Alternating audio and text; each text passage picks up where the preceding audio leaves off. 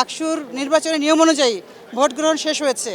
Vote গ্রহণ শেষে আমার এই কেন্দ্রের মোট ছাত্রী সংখ্যা ছিল ৬,৫৬৫। সেখান থেকে অলমোস্ট ৬৯% ভোট কাস্ট হয়েছে। খুব সুশৃঙ্খলভাবেই ভোট হয়েছে। আমরা ভোট দেওয়া শেষ করার পরে আমরা যেটি করেছি, ব্যালট বাক্স যেগুলো আমরা আনইউজড ব্যালট রয়েছে, আমাদের যে অ্যাটেন্ডেন্স রয়েছে, সেগুলোকে আমরা প্যাকেজিং করেছি। প্যাকেজিং করে এখন সিলগালা করছি।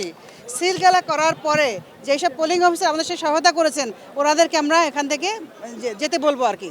যাওয়ার পরে আমাদের ডাকসুর প্রোটোকল অনুযায়ী কাউন্টিংয়ের সময় যাদের থাকার কথা তাদেরকে রেখে আমরা কাউন্ট শুরু করব।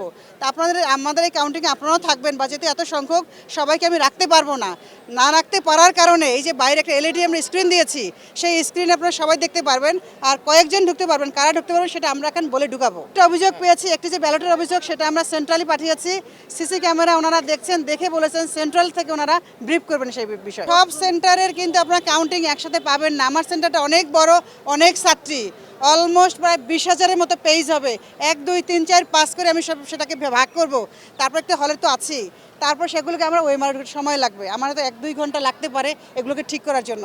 পোলিং অফিসার আছেন, আমরা ওইটাকে সিলগালা করে বের করব। যখন আমরা ব্যালট বাক্স খুলবো, এখন কিন্তু সিলগালা দেওয়া আছে, কস্টেপ দেওয়া আছে, যখন খুলবো তখন আপনাদের সাথে নিব।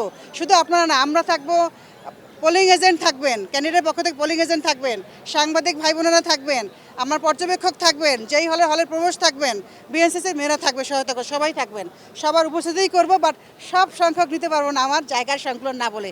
আপনাদের বাকিদের জন্য আমরা এলইডি রেখেছি। সবাই সহযোগিতা করবেন, অনেক ধন্যবাদ।